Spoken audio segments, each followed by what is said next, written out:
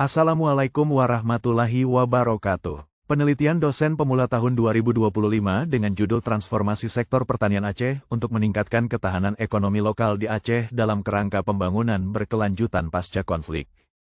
Penelitian ini diketuai oleh M. Rizal Fasri, AR dan beranggotakan Tarmiati Emsa dan Ali Aziz Usman Harahap. Provinsi Aceh memiliki potensi pertanian yang sangat besar, baik dari segi lahan, sumber daya manusia, maupun keanekaragaman komoditas lokal yang unggul.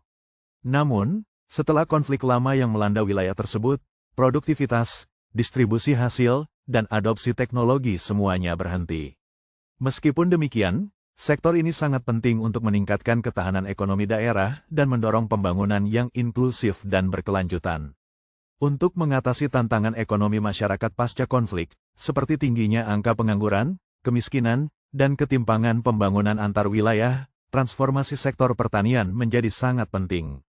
Selain itu, pengelolaan pertanian lokal membutuhkan inovasi baru untuk mengatasi perubahan iklim, tekanan globalisasi, dan kebutuhan akan sistem pangan yang kuat. Adapun yang menjadi tujuan penelitian ini adalah untuk menganalisis dan merumuskan strategi transformasi sektor pertanian yang mampu meningkatkan ketahanan ekonomi lokal di Aceh dalam kerangka pembangunan berkelanjutan pasca konflik.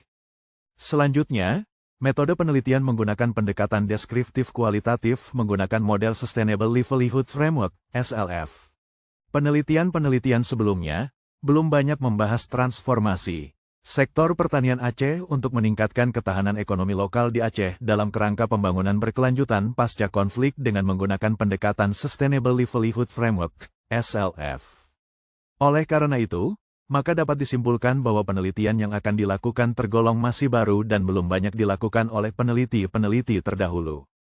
Penelitian menunjukkan bahwa keberlanjutan penghidupan petani di Aceh dipengaruhi oleh 5 modal utama dalam kerangka SLF yang saling terkait.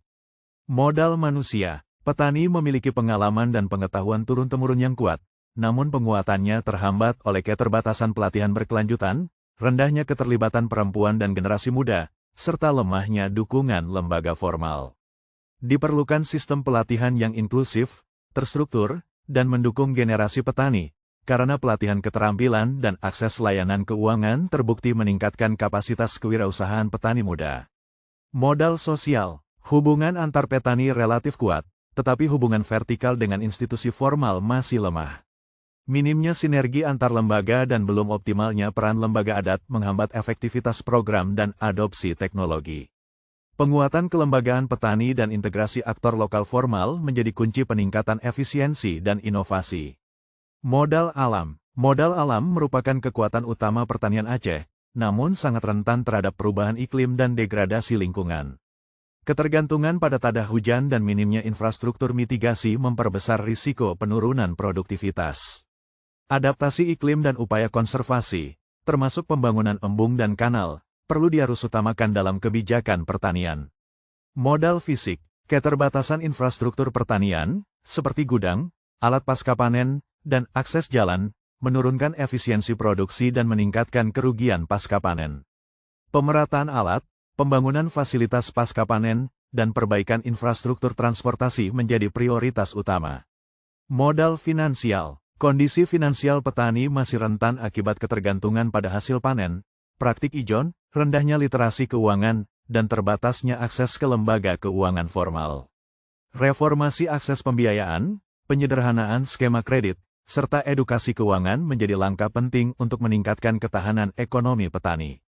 Secara keseluruhan, penguatan kelima modal SLF secara terintegrasi dengan dukungan kelembagaan, infrastruktur, adaptasi iklim, dan peningkatan kapasitas petani menjadi kunci keberlanjutan penghidupan petani di Aceh.